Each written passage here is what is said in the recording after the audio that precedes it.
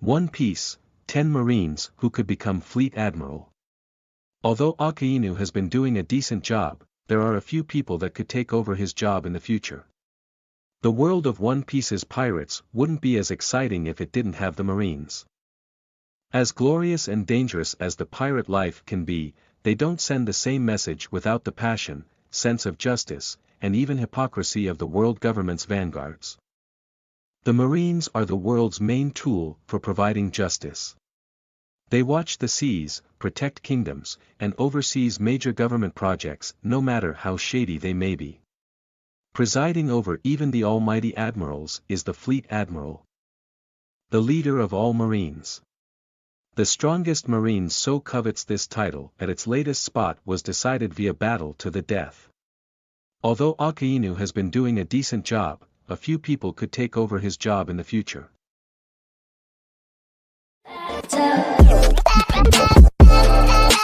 10. X-Drake.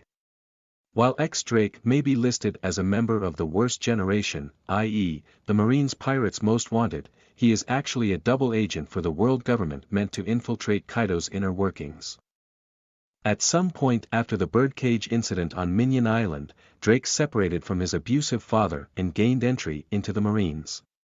Since then, he gained the rank of Rear Admiral, supposedly betrayed them, and now operates as a leading member of the secret organization, SWORD. While his path to justice may be unconventional, Drake has certainly proven his strength and commitment to the Marines. If anything, his experience within the underworld may even give him a fresh perspective from which to handle the mantle of Fleet Admiral.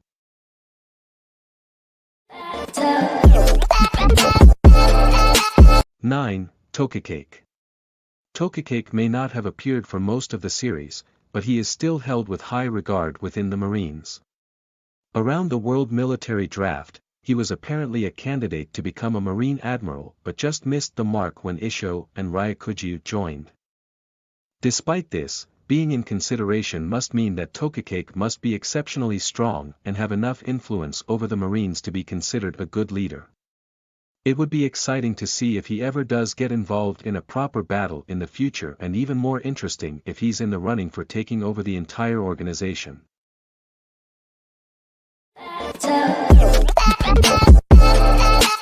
8. Tsuru. While her advanced age and the growing ambivalence of her colleagues, Sengoku and Garp, may be concerning, Tsuru could be a valid pick for Fleet Admiral if there ever was a sudden change within the regime. Tsuru is renowned as a master tactician and leader within the Marines, whose work has garnered her the name Great Staff Officer. If Akainu is ever deposed for any reason, the Marines would need a competent, experienced person on the helm. With Sengoku and Garp certainly out of the running, Tsuru could be a safe and even obvious pick as someone who could handle the great responsibility.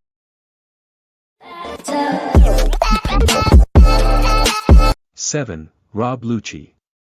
Rob Lucci may not be who most fans would want to run the Marines, but that may be the point in the bigger picture. Rob Lucci is the byproduct of what the world government exactly wants out of their soldiers: cold, strong, and without remorse for anyone and everyone that stands against the world nobles. Much like Akainu, Rob Lucci can be seen as a figure renowned for his strength and devotion and would be an easy pick. Having literally been designed to be a government lapdog or, in this case, cat, Lucci may already be groomed for the big seat.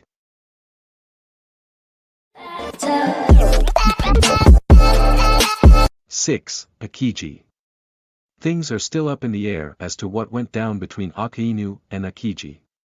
While it makes sense that the world government would want to favor Akainu, Akiji was one of their strongest members.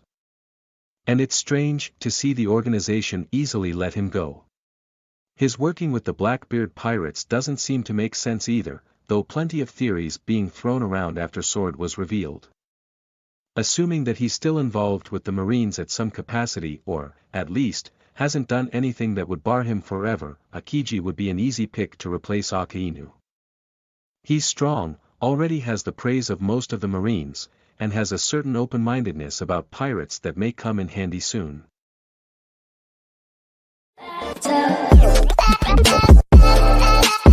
5. Kizaru. While Kizaru is the least spoken, least shown Marine Admiral, he certainly has the strength and status to contention for Fleet Admiral. If Akainu is deposed and Akiji is out of the running, Borsellino could become Fleet Admiral based purely on his tenure. He's also been shown in the past to easily carry out some of the Marine's most dastardly deeds, and his devil fruit is literally being harnessed to create the Pacifista's lasers. Given the increasing ambiguity over One Piece's politics, someone with unclear justice may be the best pick for a transitioning world.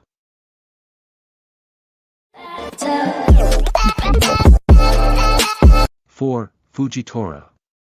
Since his debut, Fujitora has constantly convinced fans that there is such a thing as the better Marine. He's already one of the most powerful characters in the series and may very well be a contender for World's Strongest Swordsman. His actions in Dressrosa show that he's willing to put the lives of the people over petty politics, and his campaign to overthrow the 7 warlords shows that, despite being a blind man, even he can see how messed up using legal pirates was. Though he came in as an outsider, Fujitora has already shown the strength and resolve that people have only dreamt that the Marines have. If anything, being an outsider may be what made him a better man and a definite candidate to take over an organization rife with corruption.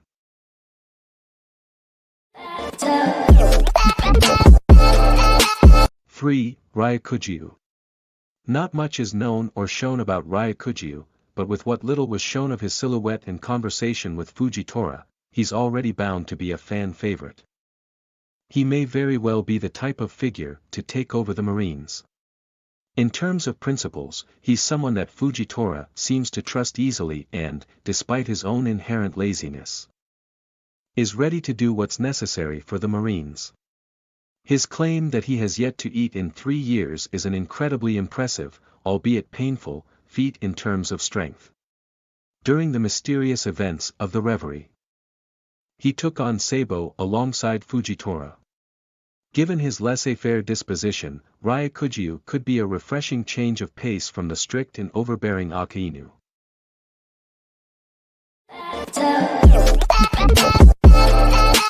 2. Smoker.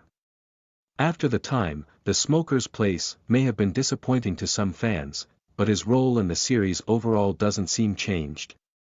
He is the Marine nemesis to Luffy and the Straw Hats and is a grey figure that can protect the people from pirates while still aware of how inspiring and special they can be. During Alabasta, he proved that he could see past his inherent battle with pirates to look out for the people's betterment. On Punk Hazard, his willingness to work alongside Luffy and take in an entire branch of misfits showed how accepting and devoted he is. While he's far from having Admiral-level strength, Smoker has the leadership skills and principles that could help lead the Marines as Fleet Admiral.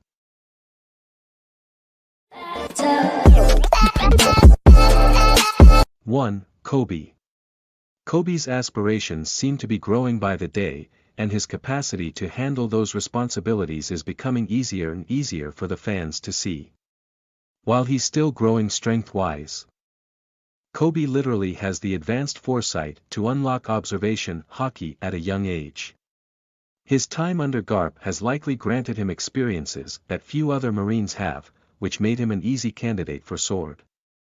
His actions on Marineford and his friendship with Luffy also prove a surprising capacity to see past classes, see people as people. With a kind heart and the strength of a hero, Kobe is a prime candidate to one day lead the Marines.